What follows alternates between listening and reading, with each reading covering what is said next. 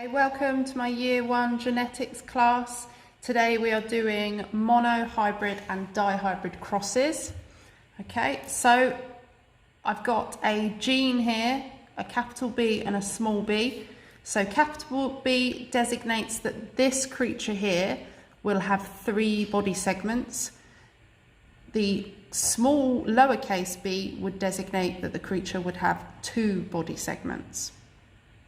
Okay, so if we have 2 of these creatures who are heterozygotes capital B, small b, and we put them on a punnett square, okay, so if this creature is capital B, small b, the gametes that it produces by meiosis, there are only 2 options. When the cells divide by meiosis, the gamete will either have a capital B or the gamete will have a small b, and we would expect those to be in 50% of the time. So 50% capital B, 50% small b. So they have an equal chance of the offspring getting a capital B and equal chance of the offspring getting a small b. So if we do the same for mum and for dad and then we cross them, okay, so the normal punnett square cross that you would do, the results we would achieve would be, this creature would be 3 segments, this one 3 segments, and this one 3 segments because of the capital B.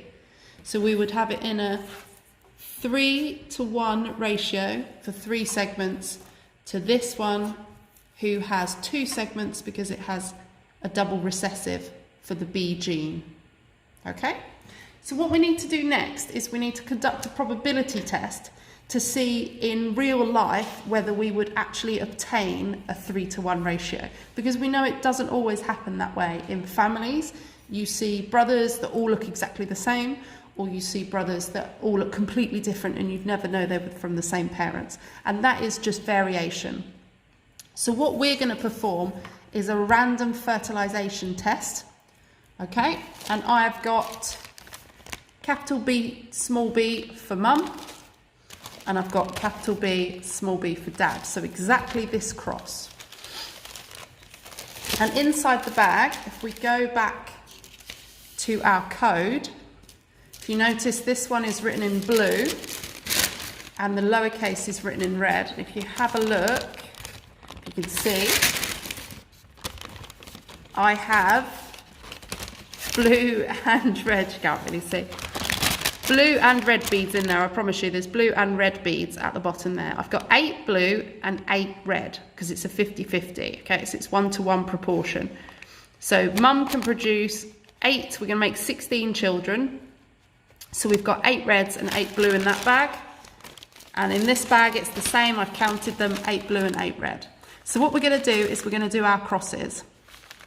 Now the key with this cross is that mum's is going to stay out. So when we select mum's bead, it will stay out because mum's eggs, once they're made, they're released once and they don't come again, basically they die. Dad's, on the other hand, constantly producing his sperm. We're going to put dad's bead back, okay? So it's a put back probability. So I'm going to select one from mum's. Okay, it's red. And I'm going to select one from dad's bag. And it's red. It's fairly rare. So we've got a double recessive for the first one. So what I'm going to do is I'm just going to put a tally mark of 1 in that box. Okay, so mum stays out, dad's goes back. And then I'm going to do the same thing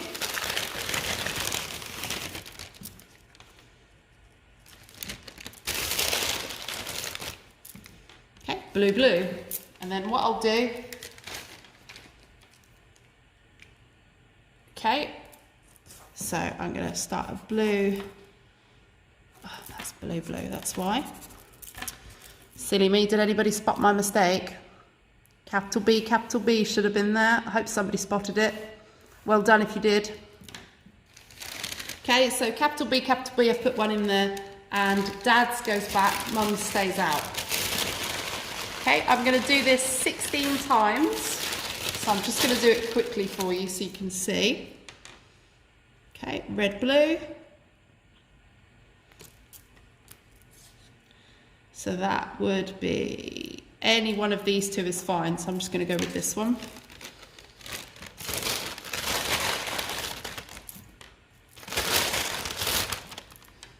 Blue, blue.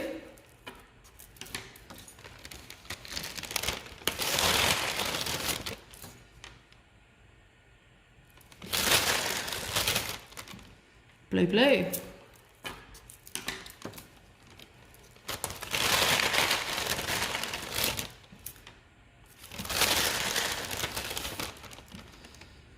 Red, red.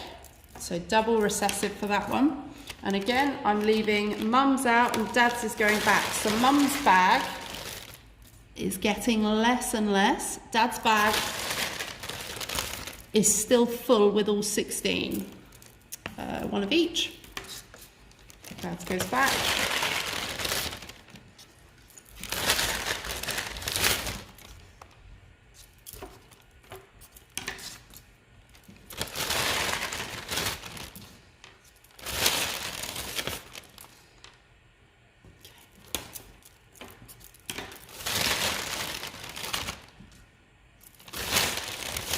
Okay, so you could be doing this. Obviously, I don't expect you all to have beads at home, but if you have bits of paper, as long as you fold them all up and you can't tell the difference, it's absolutely fine. Blue, blue.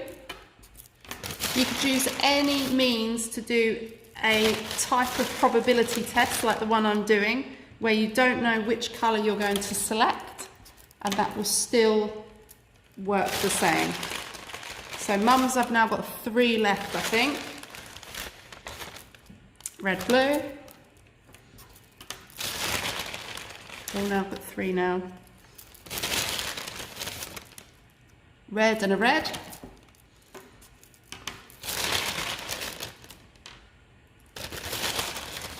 Red and a red. Last one, blue. And a red.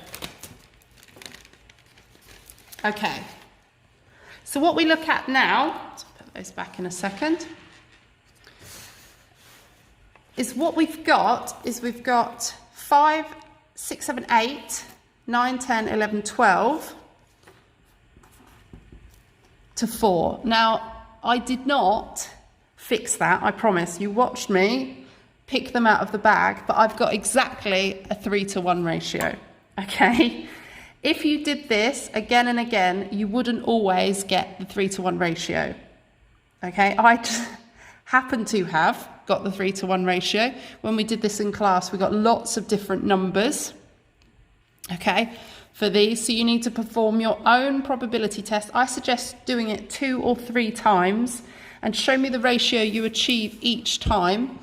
And we need to explain why they could be different every time that you do it. You wouldn't normally always get 3 children that have 3 body segments and 1 child with 2 body segments. It wouldn't always happen every time you had 4 children. Okay, so that's your monohybrid cross. Now it doesn't end there. I'm going to put mum's beads back.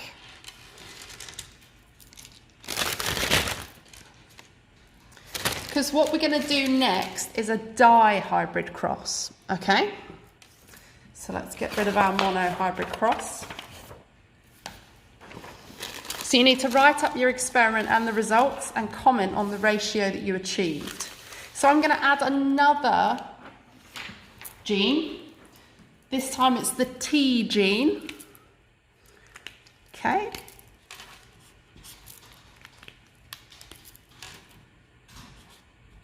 And our parents this time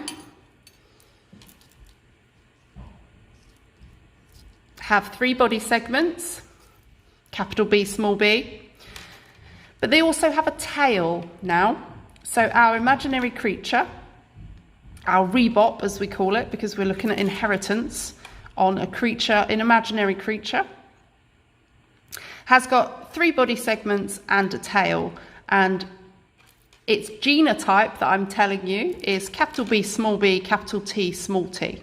Okay, So just down here, we've got both parents are capital B, small b, capital T, small t, and both parents look like this.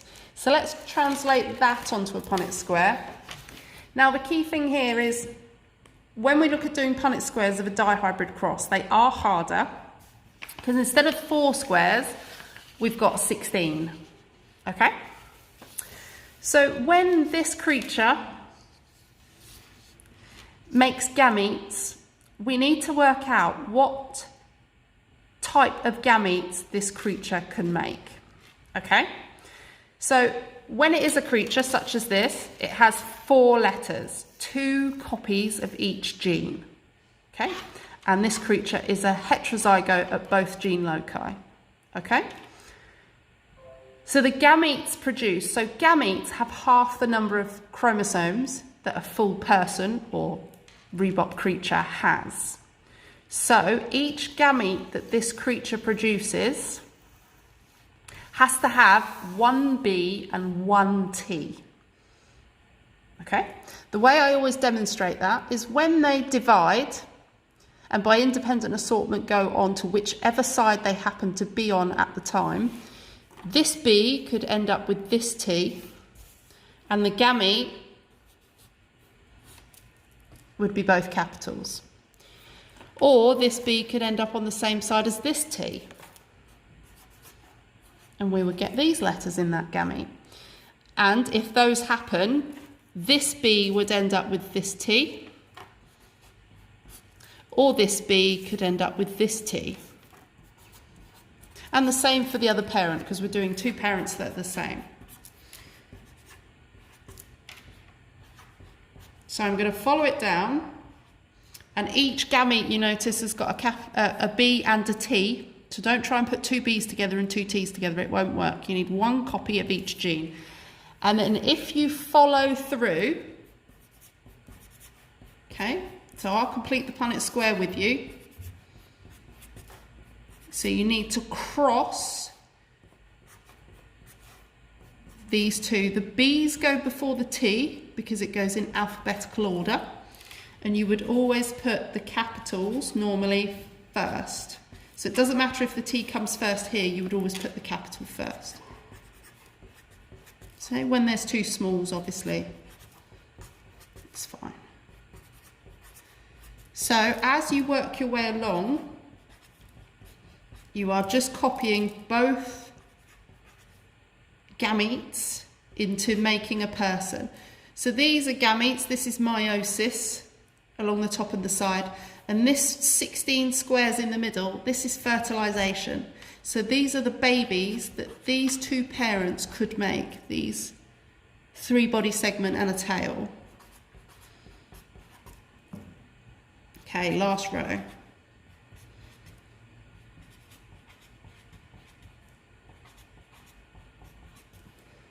Okay, and we'll see if I've done it correctly. TT. Okay, so we'll see if I've done it correctly by the ratios that I obtain. Now, when we talked about Mendel, or if you have a look at Mendel, this is what he would have achieved in his F2 generation. Okay, so we need to have a look at the ratios. So the first one I'm going to highlight is, I'll do it in blue actually because it's 3 body segments. 3 body segments and a tail. Okay, so I'll just put 3 and a tail. So if we're looking for 3 body segments and a tail, if we go back to our code, our genetic code here, we need to have a capital B to designate that it's got 3 body segments. Doesn't matter if it's got a little b with it, it just needs a capital B.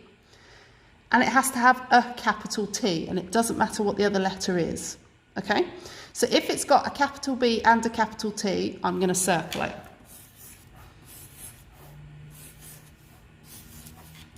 Now, there should be quite a few of these.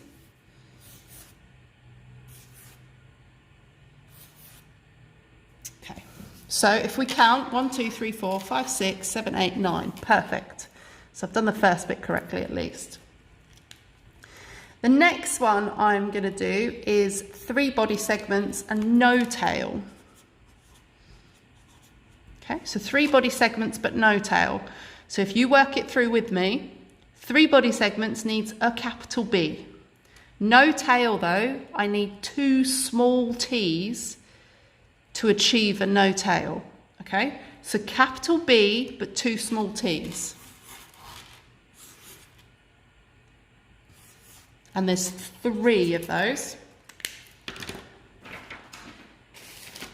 Next one I'm going to look at is 2 body segments and a tail. Okay, I'm going to do that in green. So for this one, we need 2 small b's, okay, but a capital T for tail. And there's 3 of those. Now, always usually in this bottom corner here, we have our double recessive, which is 2 body segments and no tail.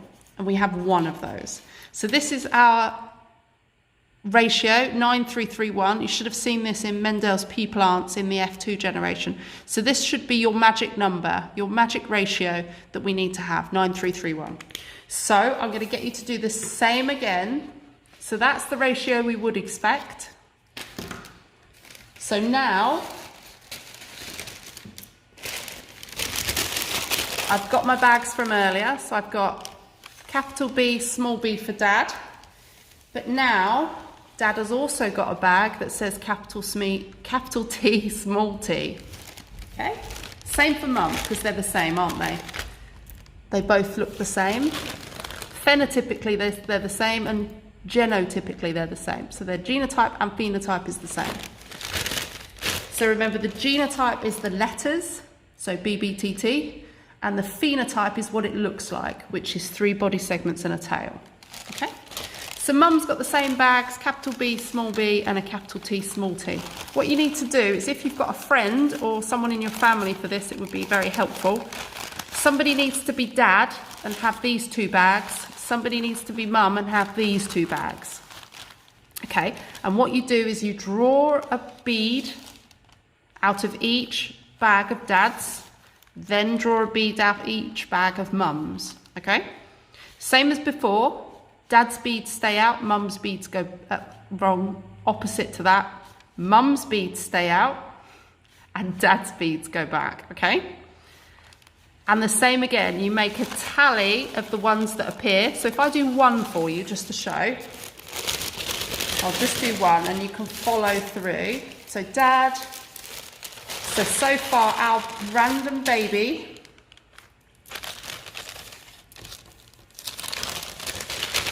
and this is Mum's. Oh, my beads didn't dance all over the place, that would be helpful.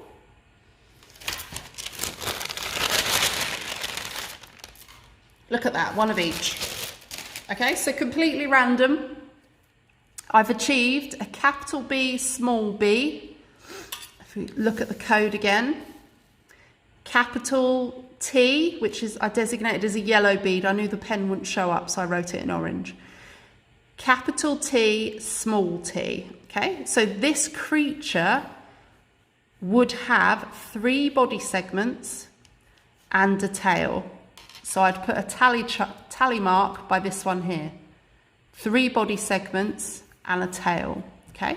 So you need to repeat this 16 times. Cleverly did 16 so that we get 1 baby of each. Theoretically, we should get our 9331, but we know we won't.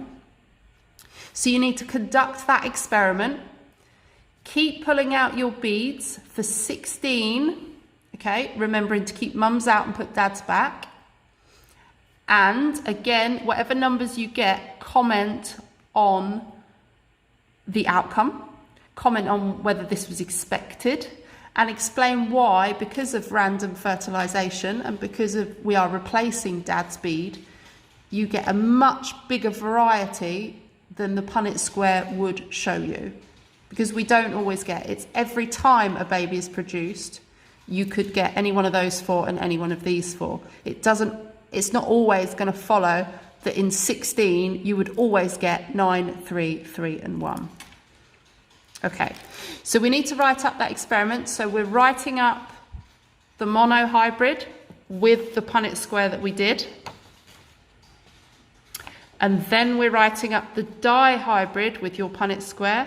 and writing up the experiment results. Okay, that's the lesson for today.